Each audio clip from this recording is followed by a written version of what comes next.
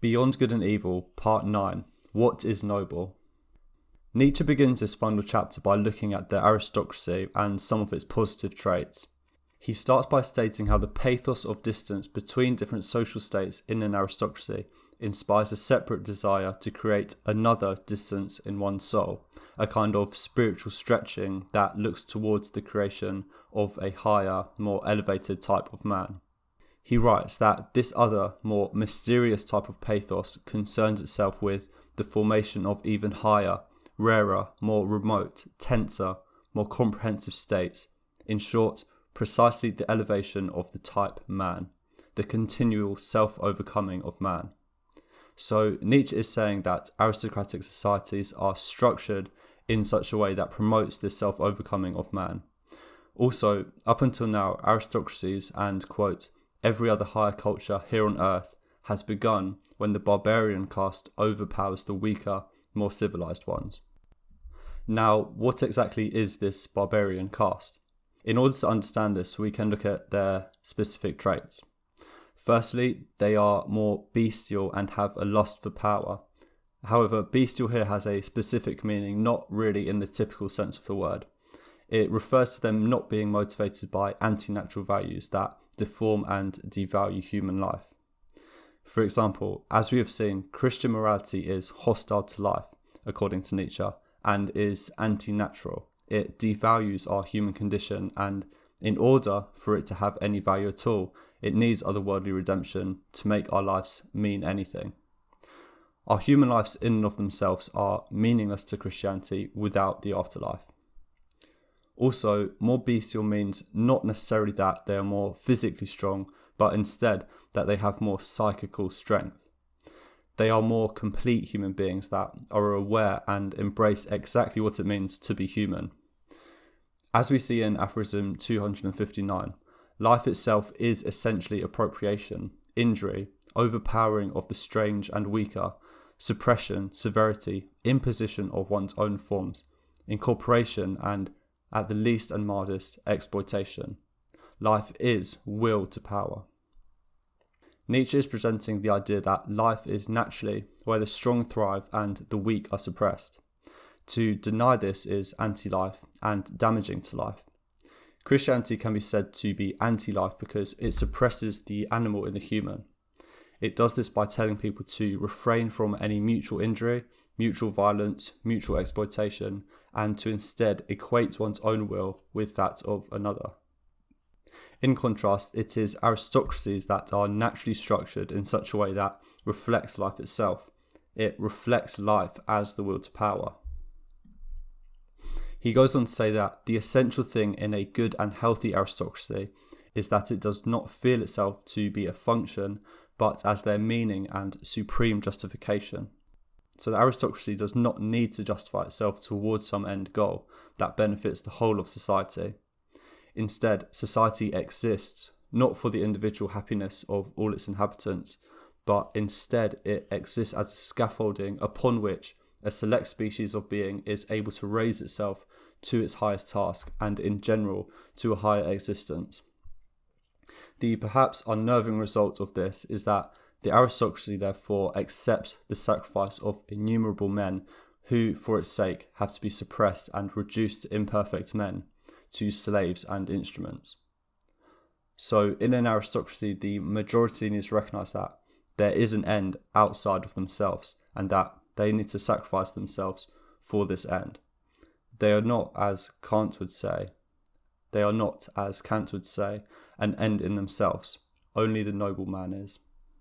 Next, we move on to the contrast between the nobility and the slave.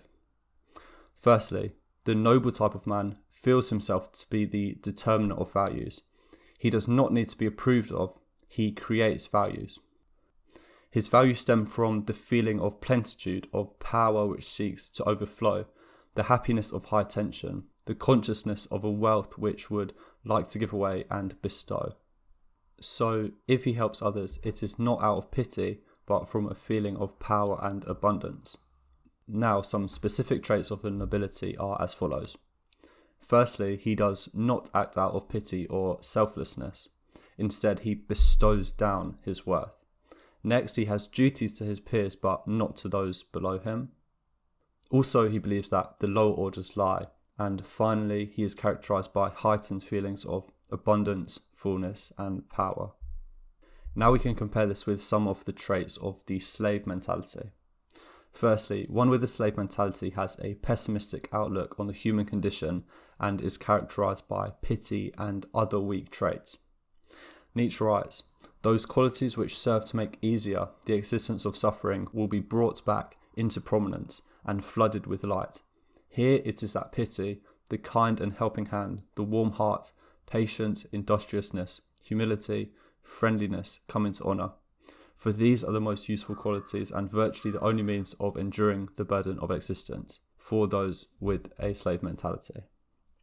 Also, he claims that slave morality is essentially the morality of utility, as virtues are only those that have utility for easing the suffering of existence. Next, they look to the future as the only source of redemption and liberation, and as we've already seen, this is anti-life, as it devalues the here and now. They also cannot recognise the authority of the masters, so instead elevate a god over them. Now, all rights and duties have become equal under a universal god. And finally, they in turn believe that all the nobility lie and are not genuine in their goals and their pursuits. As we've seen before, slave morality is arrived at through the rejection of master morality. It is not created from scratch. It is parasitic in a way, and it needs the master morality as host in order to exist. However, although it may seem that way, the nobleman is not vain. To be vain is to internalize all external opinions of oneself and value them too highly. However, the nobleman does not seek nor care about the external approval or disapproval given to him. He is his own person and does not submit to the opinions of others. In Aphorism 263, Nietzsche writes that there is an instinct for rank, which is more than anything else already the sign of a high rank. So having the ability to recognize those of a high rank is itself the sign of a high rank. But Nietzsche is clear that the nobility are in fact egoist, when he states that egoism pertains to the essence of the noble soul. The nobleman believes that others are subordinate to him, not contingently, but because that is the very nature of things. Nietzsche writes about the noble person. It does not like to look up at all. It prefers to look either in front, horizontally and slowly, or down. It knows it is at a height. This particular phrase has many implications. Firstly, the not looking up signifies a denial of God. Also, there is a definite highest point which he recognises himself to be at the top of. However, it is not mere selfishness, as he does indeed look down and even go down, as in the case of Zarathustra, as he takes on the great responsibility of elevating the human race. And again, the idea of keeping the pathos of distance is very important here. Now we move on to language and morality. Aphorism 268 tells us how similar living environments and shared experiences make people understand words and concepts in a particular way. Language is the thing that helps bond people together in a community, but there is a problem with this. It means that the common man is unable to understand the noble and their unique and exalted experiences. Also, we note that it is very hard to resist this force of becoming common, as it surrounds a person everywhere at all times. Nietzsche explains this idea in more depth. Tremendous counterforces have to be called upon to cross this natural, all too natural progressus in simile, the continuing development of mankind into the similar, ordinary, average, herb-like, into the common. What is very important to understand here is Nietzsche's methodological problem. This goes as follows. How does one communicate the world as will to power when ordinary language and philosophy is already filled and saturated with moral evaluations and undertones that are themselves falsifications of that very world? Nietzsche writes, "A species arises, a type becomes fixed and strong through protracted struggle against essentially constant unfavourable conditions. However, the species will eventually become intelligent enough to reduce this risk and will in turn undermine themselves, as they are ridding themselves of the very thing that makes them strong and intelligent. Nietzsche believes that we have weakened ourselves in this way with morality. So in the present day, the individual stands there, reduced to his own law-giving, to his own arts and stratagems for self-preservation, self-enhancement, self-redemption. Morality has reduced him, it has weakened him. Two important ideas are discussed next, and these are the notions of pity and suffering. Nietzsche writes, how deeply human beings can suffer almost determines their order of rank. As we have seen, suffering creates great qualities in humans, so one that can suffer lots has a large potential for greatness. He goes on, profound suffering ennobles, it separates, again revisiting this idea of distance that is so important. However, the nobleman that suffers must avoid succumbing to the pity of others, as this would weaken him and reduce the distance and pathos between them. Masks are used by the nobleman to protect himself from this pity. For example, Epicureanism makes them seem cheerful so as not to induce pity from others. Also, Nietzsche says they adopt superficial hobbies and interests like science to deflect from their real person. Nietzsche also claims that they in fact want to be misunderstood. This is so that they can keep who they really are behind a mask and retain the distance that is ever so necessary. We come back to this partly when we look at aphorism 290. Now we'll move on to a select few aphorisms. In aphorism 274, Nietzsche speaks about how the potential for genius is rare, but maybe more common than we actually think. However, what is extremely rare is to have the ability to successfully seize the chance in their youth when this opportunity for genius arises. Many people miss out on this opportunity for greatness. Next, he writes, he who does not want to see what is elevated in man looks all the more keenly for what is low and foreground in him, and thereby gives himself away. Now, this is the opposite to before. The higher man recognises the nobility, whereas the lower man only recognises what is bad in them and sees nothing else. Now we'll move on to the very short story of the Wanderer and how it links to the importance of masks. In aphorism 278, the ordinary man offers the wanderer help in the form of hospitality and rest. In order to refuse this help, as it would damage him, he must avoid the questions and adopt a mask in order not to reveal his true character. But what exactly is a mask? A mask is a form of ironic detachment, that is a form of engaging with others. Aphorism 280 tells us that mask wearing is not a weakness as we may initially expect. Instead, it is a means of protection and isolation necessary for the nobleman, and it is part of what is needed in his journey of going down. Nietzsche writes that he goes backwards as everyone goes backwards who wants to take a big jump. So even though it seems like he is regressing by going down, it will in fact allow him to reach greater heights later on in his journey. The masks allow for the solitude that is necessary for the nobleman's true beliefs and realizations to develop undisturbed. It is important we understand that masks are very complex with many, many layers.